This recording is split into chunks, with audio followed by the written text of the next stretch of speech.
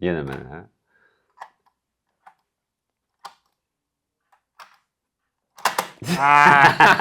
O gün də bu həll eləyərsə özümüz çəkilişdə.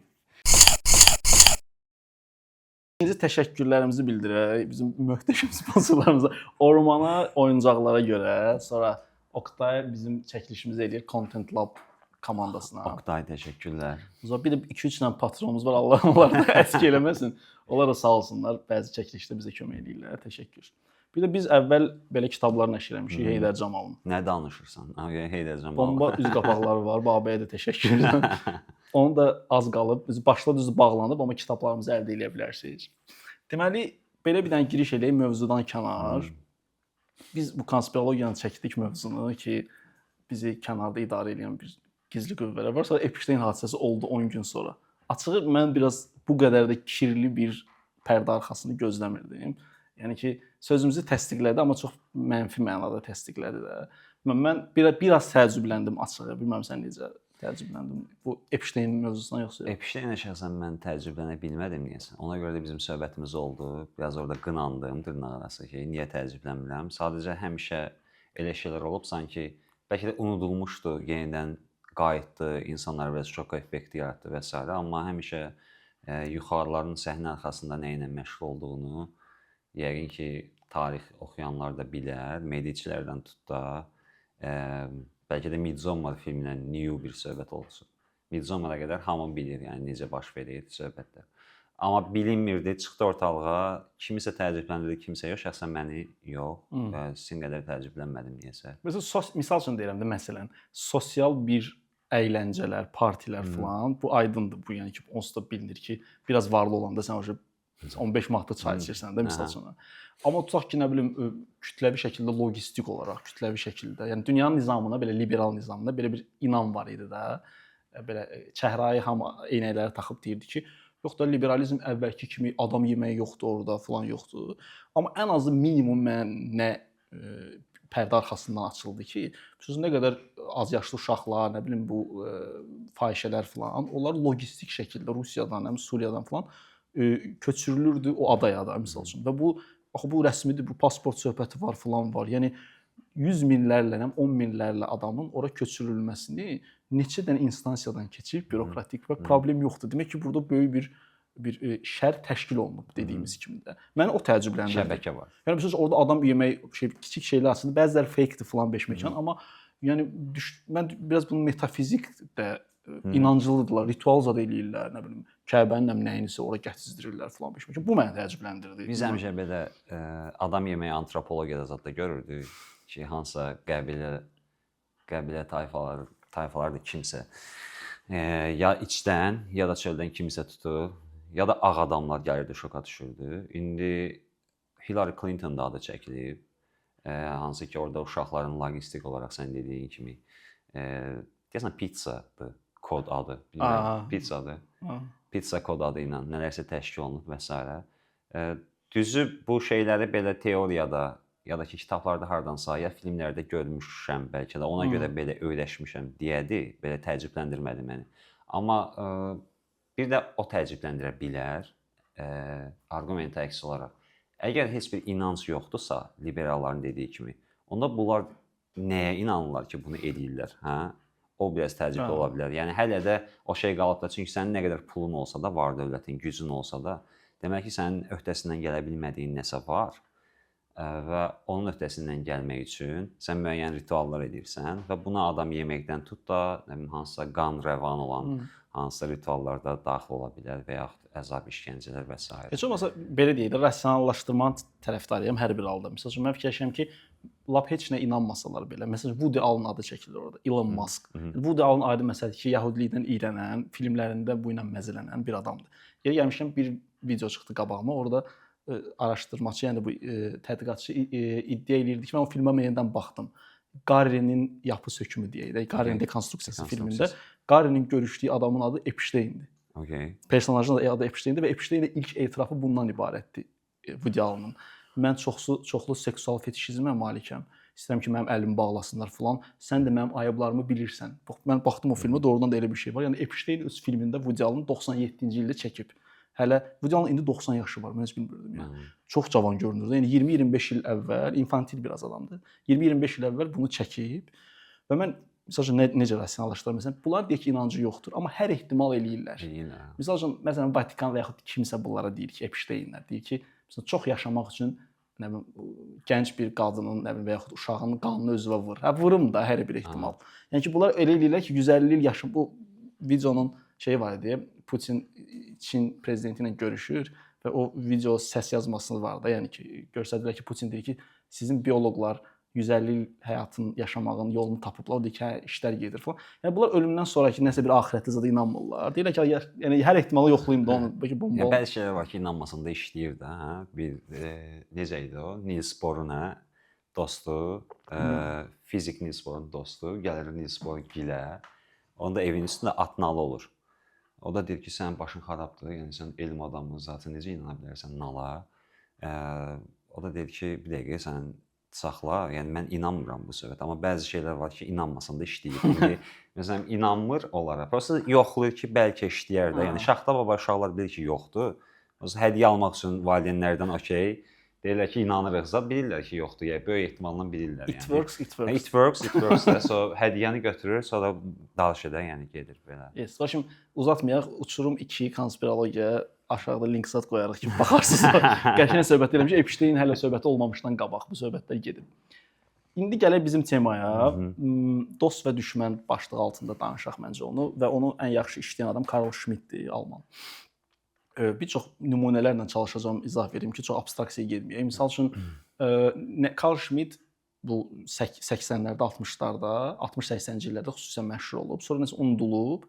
2000-lərdə akademiya yenidən onu gündəmə gətirib. Nəyə görə? Çünki dünyada sağ və mühafizəkarlıq inkişaf eləyirdi. Schmitt özü maraqlı adamdır. Bunu nasistlər bir ara bəyənirdilər, amma son nasistlər bu Möllergir falan deyiblər ki, bu sürüşkən adamdır, opportunist faydaçıdır. Yəni bu tez-tez elm adamıdır da, yəni tez-tez şey dəyişir, mövqe dəyişir. Ona görə biz nasist partiyasından bunu rədd eləyək də. Amma Hitlerin güya ki bu şeydir, belə öndərlərindən, fikir öndərlərindən biri olub. Schmitt çox iti zəkaya malikdir. Açıq mən Schmitti oxuyanda fəlsəfəyə şeyim itdi. Belə bir şey, marağım itdi. Hər konkret şeylərdən danışır, politik, real politik şeylərdən danışır. Gəl mən belə punk deyim, sən də belə sıx da mənə. Okey də, olar. Deməli, mən istəyirəm başdan başlayaq. Nomos ən son yazdığı kitabdan əvvələ doğru. Demək, bunun yer üzünün nomosu və ya torpağın nomosu adında bir kitabı çıxdı. Mən onu türkçə çıxanda oxudum. Deməli, orada nədən bəhs eləyir? Schmitt deyir ki, nomos sözünün mənası budur qısa. İlk torpaq bölgüsü zamanı bu xəttə və bölgü xəttinə və orada qalan torpaq hissəsinə nomos adlandırılıb. Nomos da nous sözündən gəlir, ağıl deməkdir falan da Yunanca.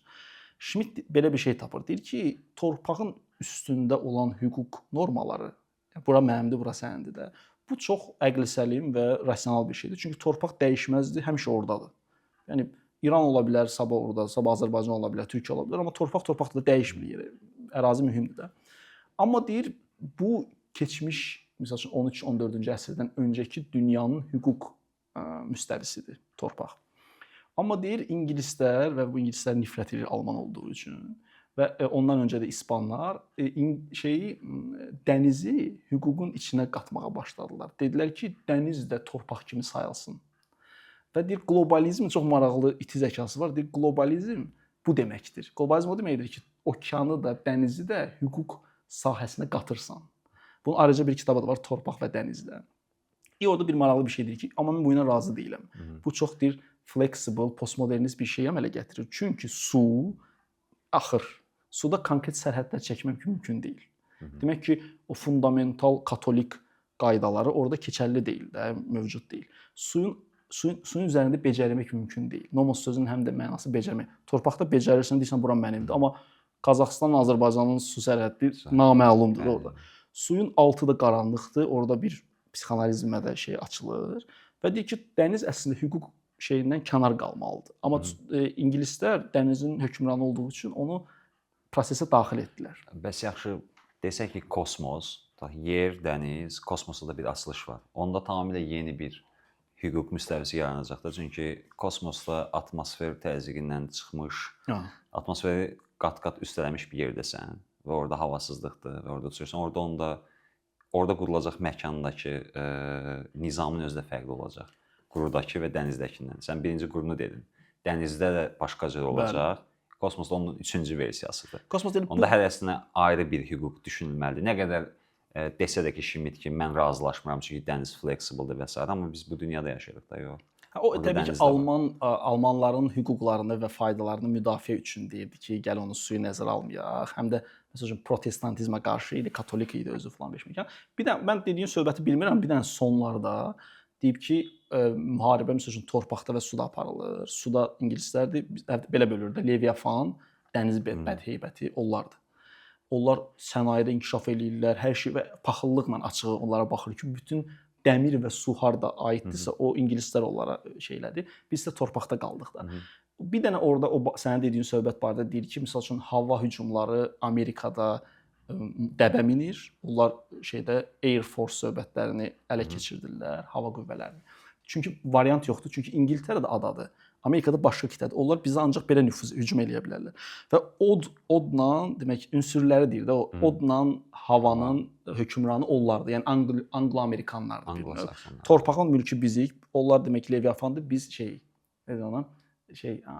Begemot. Torpağa çökmüş begemotuq da bir növ. Və bu begemotun iki simvolika qoyur da. Torpaq begemotla dəniz Leviathanın qarşı durmasıdır mübarizəmiz.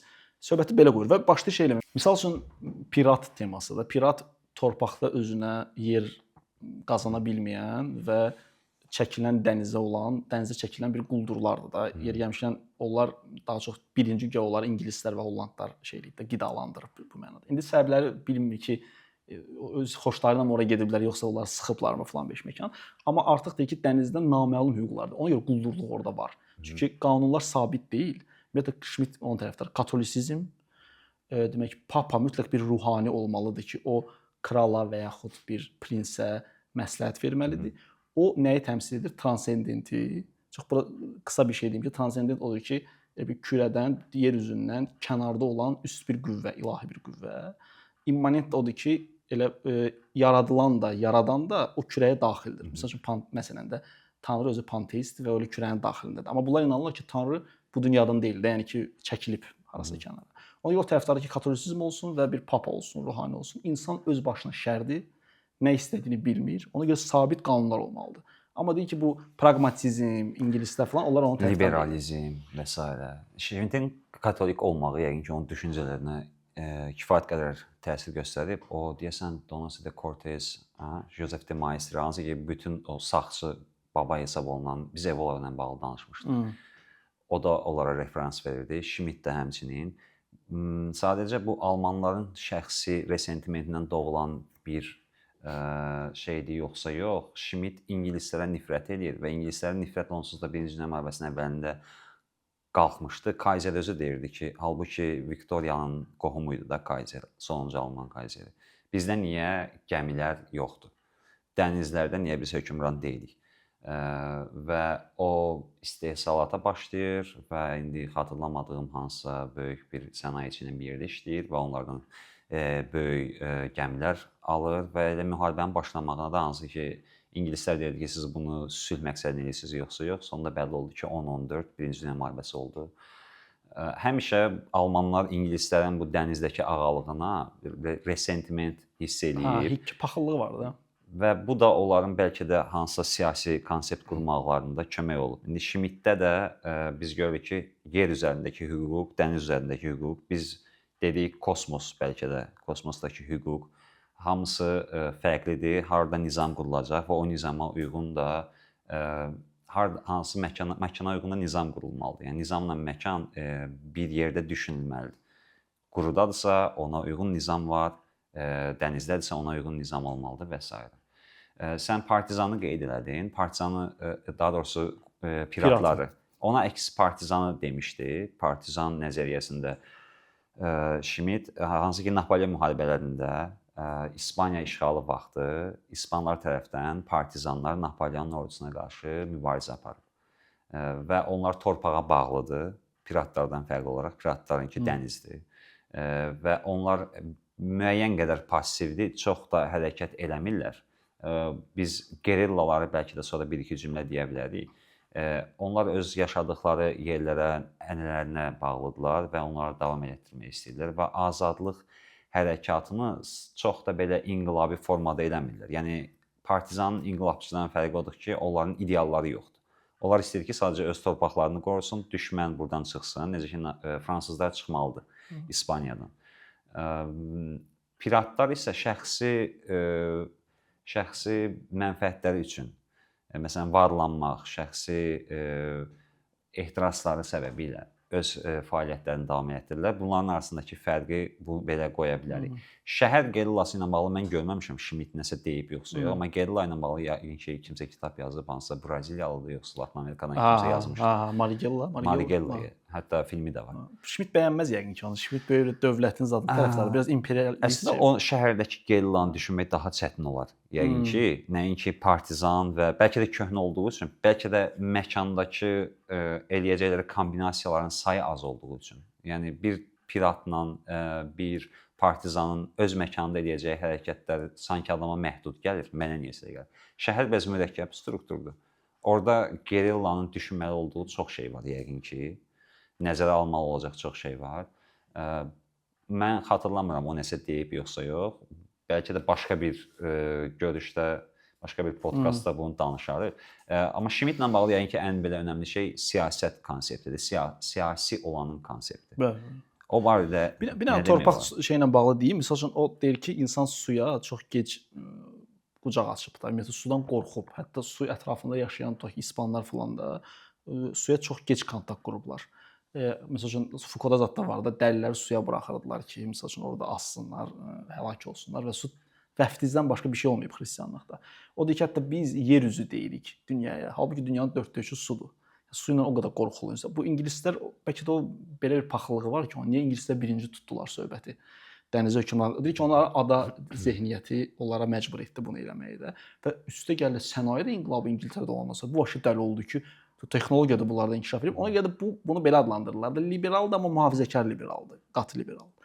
Və bu belə deyir ki, bu deyir ki, əslində demokrat bizik. Çünki biz xalqın şuuraltısında olan o imperiya istəklərini riayət edirik. Bunlar isə liberaldır deyir. Hətta burada çox qəşəng fərqləndirmə var. Biz demokratıq, onlar liberaldılar deyir Schmidt.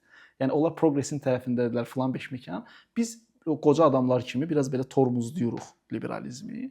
Və ona görə tormuzlayasan da sənaye səndə yox, falan şey səndə yox və sən buna məcbursan deməyinə də. İndi gəlsək ki, misal üçün dediysən o siyasi olanın konsepti. Siyasi olan nədir? Yox sən çünki başdan dost düşmən dedin. Və elə siyasi olan da Schmidt ona bağlamışdı. O deyirdi ki, misal üçün 13-14-cü əsrdən əvvəl bütün sahələrdə anlayışlar sabit bir kökü var idi da, bir ağac kimi. Tutaq ki, gender məlum idi, kişi və qadın. Misal üçün etikada yaxşı və pis sabit idi hardasa. Fəzilət var idi, ortaq bir şey var. Və plus dostla düşmən də belə idi. Misal üçün Fransa İngiltərənin əbədi düşməni kimi qəbul edirdi. Orada hansısa kralın gəlməyindən asılı olmayaraq da belə. Amma deyir bu suydan sonra, bu fluidlik yaranandan sonra, axıcı bir şey yaranandan sonra insanların zəkası da sanki su kimi oldu. Coğrafi kəşflərdən sonra bəlkə də. Ayso və genderin indi sərhədləri bilinmir dünyada. Doğrudan da Schmidt onu düz deyir də. Yəni Schmidtin tərəfini tutsaq da, tutmasaq da. Sonra misal üçün dost düşmən anlayışı da deyir belədir. Sabit deyil, situativdir. Əbədi düşmən söhbəti yoxdur. Tutaq ki, sənə bu gün İran dostun, sabah düşmənindir. Situativdir və oradakı hökmdarın da dəyişilməyindən və şəxsi mövqeyindən asılı olaraq bu dəyişiklik olur. Yəni düşüncə transcendentdən, əbədilikdən immanentə düşüb. Hər şey funksionaldır. Deyir ki, bunun günahkarı həm də texnikadır. Çünki texnika özü də belədir. Bu gün bu alətdir, sabah başqasıdır. Yəni əbədi bir təbiət kimi deyil, ağac, sabit bir şeylərə fokuslanır. Mənim xoşuma gələn babat bir müşahidəsi ondan ibarət idi ki, Thomas More ki, bu ingilis başladı utopiyaları yazmağa, yəni mümkün olmayan bir yer, utopos da belə. Onu yazmağa deyir, əslində köhnə dünyanın qanunlarını, sabit torpaq qanunlarının üstünə X qoyub, mövcud olmayan yer, yəni ideal qanunlar, qlobal qanunları ortalığa çıxartdı və başlayır bunları ittiham eləməyə ki, məsələn, bunlar koloniyaçıdır. Alman, bəlkə də gücü çatmayıb Almaniyanı koloniyalaşdırmağa. Afrikada 2 dənə yer eləyib, amma uğursuzdur. Uğursuz alınıb, AES. Amma ki, İtaliyada həmçində indi belə uğursuz bir şey hərbi qüvvəsi olub. Amma İngiltərə və Fransa, misal üçün, bomba şəkildə koloniyalaşdırıblar və bu bunlara biz eləyənmədik, o elədi söhbətini qurur da. Və bunda indi belə qururdu. Amigos dost, hostis düşmən anlayışı qurur. Hostis eləyəmişkən host həm qonaq deməkdir. Mehman. Həm də qəribədir bunun. Hostel də məsəl üçün o söhbətlər. Həm də düşmən deməkdir. Yəni yad olan deməkdir də. Yəqin ki, Machiavelli'dən təsirlənib bir şey demir o barədə. Machiavelli'də necə idi? Prince, yəni şahzadə həm aslan xüsusiyyətlərinə malik olmalıdır, həm də tülkü. Aslan dediyi daha. Yəni ki, o ondan heybət olmalıdır, ondan qorxmalıdırlar bir deyək ki, hökmdardan. Həm də o hiləgər olmalı. Siyasi zəkası güclü olmalı. Hiləgər təzə söhbətdir orada. Yəni ki, bu çox belə diplomatik olmalıdır, sifətdən sifətə girməlidir. Plus da ki, demək, ondan qorxmalıdırlar, amma nifrət eləməməlidirlər.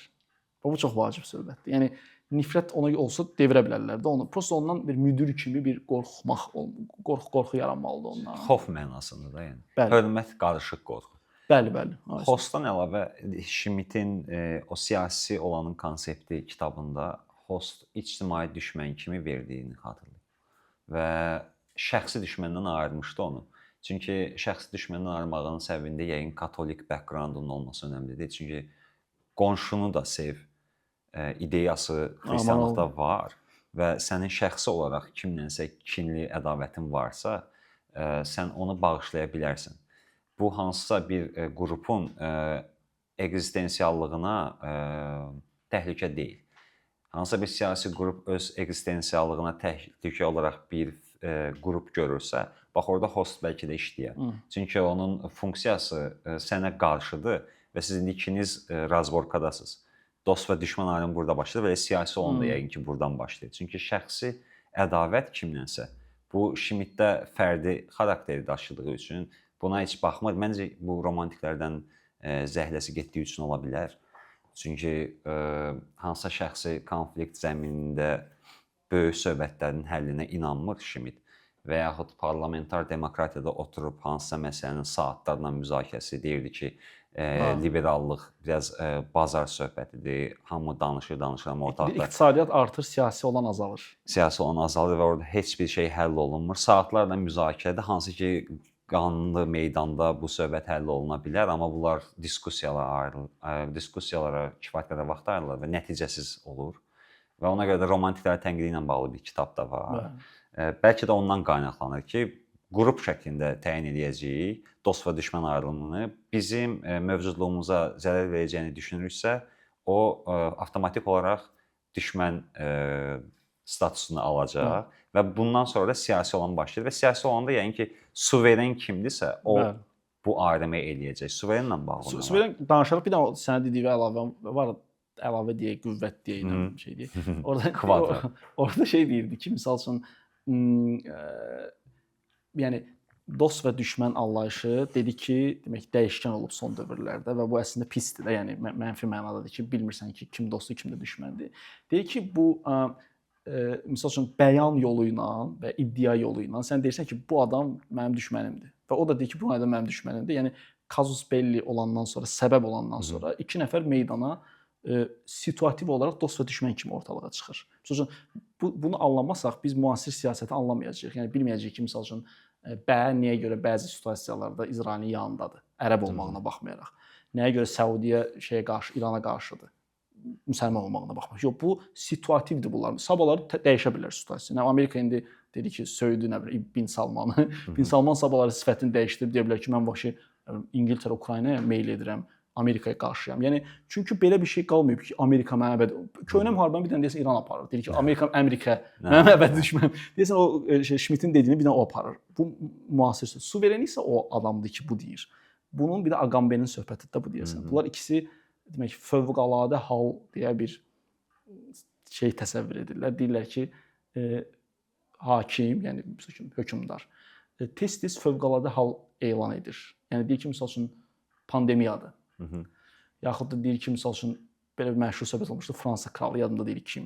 Ona demək sui-qəsd olunacaqdı. Sui-qəsd zamanı son anda qarşısı alınır və deyib ki, krala 5 metrdən yaxın daxil olmaq olmaz. Belə bir qanun. Bu fövqəladə haldır da. Yəni bir dəfə olub bu. O bunu fövqəladə hal kimi ortalığa çıxardıb. Amma qanun sonra qalıb. Deyir ki, suveren kimdir? Suveren fövqəladə halı elan edən adamdır və yaxud instansiyadır. Yəni Karl Schmitt deyir ki, bu liberal şeyə, ay hamının hüququ var, ay hamı səs Zidd vermə. olsa da. Yalan söhbətdir, bu yalançı söhbətdir. Yalnız demək azad olan və suveren olan o kəsdir ki, onun fövqəladə hal elan etməyə hüququ çatır. Bu ya hökmdardır, ya hansısa bir qrupdur, deyək ki, formadan. Qalanları isə azad deyil siyasətdə. Bu çox real politik söhbətdir. Real politik söhbətdir. Həm də Schmitt yəqin ki, onu səhv etmirəmsə Benjaminin zülmlə bağlı, violence-la bağlı hansısa yazısını əks olaraq yazıb, həmin konsepti də formalaşdırıb suverenliklə bağlı. Sənə artıq şiddətin sənin əlində toplanmağa imkan verə bilir. Yəni suveren olmaq avtoritarın eləyə biləcəyi bir şeydir. Liberal demokratiyada belə bir şey mümkün deyil. Çünki plural dünyanın bütün tanıdığı qaydaları və qanunları onunla tapdalamış olursan. Amma onsuz keçinmək olmur. Məsələ odur. Yəni siyasətdə bu vacibdir ki, o şey olsun. State of exception, bizim dediyimiz fövqəladə vəziyyəti elan eləyə biləcək bir adam olmalıdır ki, o vəziyyətin çıxılmaz olduğunu görəndə bütün hər şeyi şkafa qoyur bir müddətdir. İndiyə qədər tanınan adət, ənənə, qanun, yəni danışılmış hər şey, danışılmamış hər şey. Hamısını bir kənara qoyur və aktı gerçəkləşdirir. Bu aktı gerçəkləşdirən adamdır suveren olan və yaxud instansiya suveren olan və hələ də biz onun işlədiyini görürük siyasətdə. Bir də ki, Schmittdə siyasətin niyəsə Albericus Gentilis qeydi var burada. Bu adam İtalyan, birinci Elizabetin də deyəsən advisor olub, belə məsləhət verən kimi. Hüquqşünas, beynəlxalq münasibətlərin yaradıcılarından biri. Hamı indi universitetin qutarıdır. O adamın, deyəsən Oxfordda da dərs deyib. O adamdan bir dənə cümlə gətirir ki, teologiya sussun. Siyasətdə teologiyanın susmağına ehtiyac var. Bir kitabı var idi deyəsən, ilahi siyasət, yoxsa necə idi o kitabın? İlahi siyasət. İlahi siyasət. Orada göstərirdi ki, Schmitt indiyə qədər teologiyanın bazasında olan bütün terminlər artıq sekulyar formada siyasətə daxil olur. Və biz əgər siyasətdən danışmalıyıqsa, orada hansısa bir teosun, hansısa bir ilahi müqəddəratın, hansısa bir sujetin söhbəti gedə bilməz. Bu sırf sənin dediyin kimi situativ, immanent, yerlə bağlı olan, hansısa maraqlara xitab edən kimi Machiavellidən təsirlənərək, hansısa coğrafi məkan və ya nizam konstruksiyalarını düşünərək, Hobbes məsələn, onları nəzərə alaraq biz qərar verməliyik. Yəqin ki, bu teologiyanın birbaşa olaraq siyasətdə artıq üstündən xətt çəkilməsidir. Albericus bunu deyəndə 16-cı əsr idi. Schmitt bunu 20-ci əsrdə dedi və biz indi hal-hazırda onu görürük. Mən inanmıram. İran hələ də Amerika bizim düşmənimizdir deyəndə hansısa bir teoloji nəsə bir şey güdür. Bilmirəm, bəlkə də güdür. Sırf onu mən istisna kimi götürürəm. Orada güdür məncə. Digər şeylərdə razıyam ki, müharibə sekulyar gedirdi. Məsələn də deyək ki, iqtisadi gedirdi də müharibələr. Yəni ümumsuzun şeydə onu deyirdi Schmitt kimin adı ilə danışmaq söhbətində deyirdi ki, transcendent bir şey olanda, yəni ülvi bir şey olanda sən kiminsə adı ilə müharibə eləyə bilirdin. Deyirdin ki, Tanrının adı ilə, misal üçün də yaxud hökmdarın adı ilə.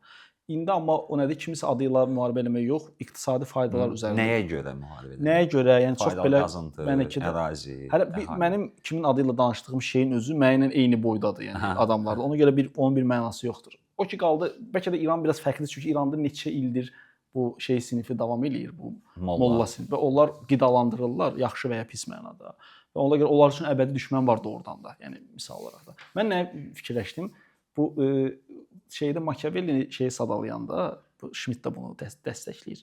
Sadalayanda ki, bu hökmdarın xüsusiyyətləri necə olmalıdır? Orada qəşəng bir dənə söhbət var. Deyir, dindar görünməlidir, amma dindar olmamalıdır. Yəni dünyəvi dindarlıq və sekulyar dindarlıq deyir. Misal üçün indi katolisizmə görə kim özünü öldürər? Artıq azdır da belə. Yəni çox az bir qruplar var, dini qruplarda, çox az bir marjinallarda. Onlar dinə görə özünü öldürməyə, siyasətə girməyə hazırdılar da. Amma digərləri çox komforta meyl oldular da. Yəni sosiallaşdılar artıq. Ona görə nə katolisizm, nə protestantizm dini müharibələrin niqabında əslində dünyəvi müharibələr aparır da müəyyən mənada. İndi gəl bir dənə baxaq ki, misal üçün bunlarda Schmitt-gildə falan deyəndə ki, papa olmalıdır, nə bilim nə olmalıdır. Əslində bu papanın çox da onlara şey vermir də, siyasi bir müstəvi vermir. Yəni dünyəvi dindarlıq çox qəşəng söhbətdir. İndi bir çox məsələn İtaliyada, digər yerlərdə baxırsan ki, əvvəl din, teos müstəvi idi, siyasət onun içində şöbə idi. İndi tam tərsinədir. Siyasət, iqtisadiyyat müstəvidir. Dinə bir dənə yer veriblər orada, nə bilim katoliklik falan. Bir şöbə var, baxır. Ona görə də Machiavellinin də hökmdarı dindar görünüşlü, amma əslində inanmayan adamdır. Yəni bu çox əvvəl heç olmasa sənin şeyin bilinirdi, düşməninin üzü bilinirdi. Yəni dedi ki, ağac bu adam katolikdir. Həqiqətən də katolikdir və inanır. İndi amma belə çox belə sular bulanıqlaşıb, müharibənin də bulanıqlaşdı. Bəlkə də növbəti bu indi qlobal müharibə ki gedir dünyada bir çox nöqtələrdə, bəlkə də 3-cü dünya müharibəsini adlandıracaqlar, ya adlandırmayacaqlar. Orada hamı tərəf seçəndən sonra bilinəcək ki, məsələn bu tradisionaldır, danışdığımız kimi ənənə. Bu liberaldır. Bunlar dindardır, bunlar deyək ki, solçudur. Bu heç olmasa aydın bilinəndən sonra Schmidt-ə də bu ləzzət eləyə bilər müəyyən mənada. Müəyyən mənada bəlkə də ləzzət eləyə bilər. Schmidt Anglo-Sakson dünyasına nifrətini bir də başqa bir şeydə büruzə vermişdi müharibə məsələsində. Belə ki, Clausewitz-də əgər düşündürdü ki, müharibə siyasətin bir vasitəsidir, sənin siyasi bir niyyətin var, onu gerçəkləşdirmək üçün müharibədən istifadə edirsən. Və əgər düşmənin iqtidarını, iradəsini qıra bilirsənsə və orada müharibəni dayandırmaq olar, yenidən masaya qayıtmaq olar. İndi bizim dövrümüzdə biraz o məsələ yenə də bulanıqlaşıb, o mənada ki, artıq total müharibədən söhbət gedir. Hətta 20-ci əsrdən başladı bu. Sən artıq məsələləri döyüş meydanında düşmənini də bərabər hüquqlu tanıdığın bir fiqur kimi görmürsən.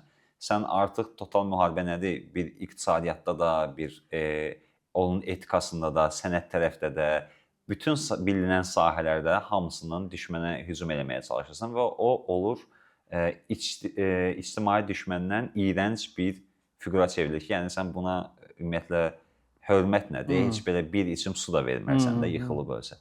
Biraz o bəlkə də sənin dediyin kimi Schmidt-in tradisionlara yaxınlığı olmağından da qaynaqlanır bu fikrə gəlməyi ki, necə oldu ki, müharibə özündəki bəlkə də o cəngavərvari etikadan düşdü bu cür hansısa bir rəzil vəziyyətə.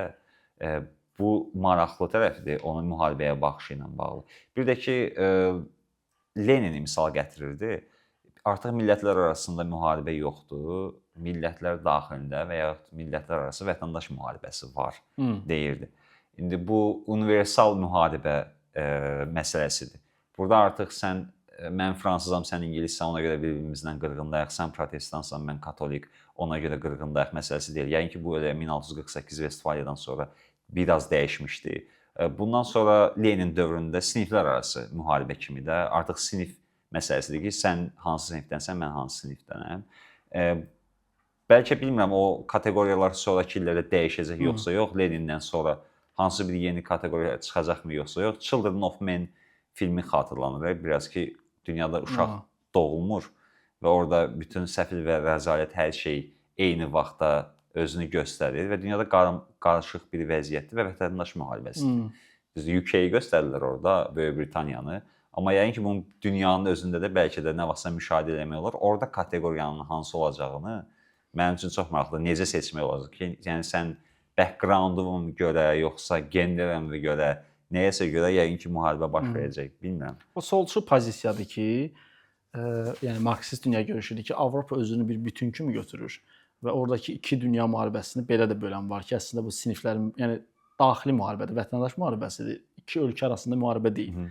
Və iki müharibə arasında da fasilə olub əslində. Bu eyni davanın uzantısıdır. Məsəl üçün ondan narazıdır Schmidt. Təbii ki, deyir ki, Versal sülh müqaviləsində bütün, yəni konspirologiya eləyirdi, orada bütün ölkələr yığıldı ki, Almaniyanı parçalasın. Və deyir ki, yeri gəldikdə biz də onları müharibə elan eləmişdik, onlardı. Amma elə çıxdı ki, biz cinayətkarıq. Düzdür, biz də öldürdük, aləm dəydi bir-birinə, amma Hitler də tənqid edir falan. Amma ki, deyir, yəni elə davrandınız ki, elə bir ki, yəni biz cinayətkarıq, siz şeysiz. Yəni axı müharibə elə bir şeydir ki, orada hüquq qaldırılır da. Müharibədə hüquq qaldırılır. Cinayətkar odan adamdır ki, sülh vaxtı nəsə eləyir. Hüququ pozur. Amma müharibə vaxtı cinayətkar yoxdur, düşmən var. Hətta məsələn orada qəşəng bölgələr var da. Rəqib nədir? Oyun zamanı, oyun da orada. Orada öldürmək olmaz, orada udmaq lazımdır. Burada udmaq yox, öldürmək lazımdır dosta düşməni. Ona görə də o onu bölüb və plus da ki o solçu yanaşmadan götürsək ki, məsəl üçün yəni Avropanın özlüyündə bir bütün qərb, indi modda deyə belə demək, qərb şərq, amma Avropa hamısı qərbdir və onların içində bir-birinə nifrət edən qruplar var. Məsəl üçün fransızlar ingilislərə nifrət edir, ingilislər almanlar, almanlar fransızlara. Qırğın gedib də. Məsəl üçün hətta deyirlər ki, Marksın özü müxtəlif ölkələrdə olarkən müxtəlif cür davranıb. Məsəl üçün İngiltərədə olanda çox iqtisadi davranıb, Almaniyada olanda hələ də Hegelin fəlsəfi davranıb, idealist davranıb. Yəni doğrudan da mühit insana çox təsir edir bu baxımdan. Mən nəyə bilən maraqlı yenə də Schmidtin mövqeyini bəyənməsəm də dünya görüşü maraqlıdır. Yəni yeni söhbətlər açıb. O deyirdi ki, İngiltərə Greenwich meridianını başlanğıc kimi götürüb. Heç mən bilmirdim. O eləyərkən bir 30 il, 40 il digər Avropalılar onu qəbul etməyiblər. Məsəl üçün Paris meridianını təklif edib. Pulkovskaya, məsəl üçün ruslar belə bir meridian təklif eləyib, deyib ki, xeyir ola belə olmalı. Almanlar da dirəşiblər. Axı dünyanın nəyə görə Greenwich-lə hesablanmalıdır? Heç mən bilmirdim ki, bu politik məsələdir ümumiyyətlə. Yəni qırğın olub ki, dünyanın bax buradan hesablanmaq lazımdır. Və deyir ki, demək Schmidt deyir ki, xəritələrin özləri də çox təhrif olunmuş xəritələrdir. Məsəl üçün Afrika görünəndən çox böyükdür. Avstraliya inanılmaz böyükdür. Yəni inanılmaz böyükdür. Məsəl üçün Rusiyanın neçə faizini isə təşkil edir. Amma İngiltərəni, Avropanı elə böyük göstərirlər ki, və bir də psixoloji bir şey var da, yuxarıda olanı üstün sayırsan. Xəritə qlobusunuzu belə görsədək də, yuxarı xalqları xarizmatik görünürlər, Afrikanzada belə çox pis formada görsədilər ki, bu da İngilis siyasətidir. Yəni niyə dünya Greenwich-dən başlamalıdır? Bu sualı qoyur, xətti niyə oradan götürmək lazım? Bu dominantdır ki, ümumiyyətlə coğrafi bir mövqelərə baxın, bu nə deyirlər ona, geosiyasi söhbətlər. Uydurulmuş bir şeydir. Geosiyasi söhbət odur ki, kim ki meridianı diktə edir, kim ki bu ekologiyanı diktə edir, çox güman ki o adam da dünyanı diktə edir. Və indi İngiltərənin dövründə yaşayırıq. Vay. Siyasət əldən getdi. O şimdi belə bir dənə söhbət edirik. Unutmayın ki, siz sözümə baxanda çıxın da sizə baxır. Qəşəng.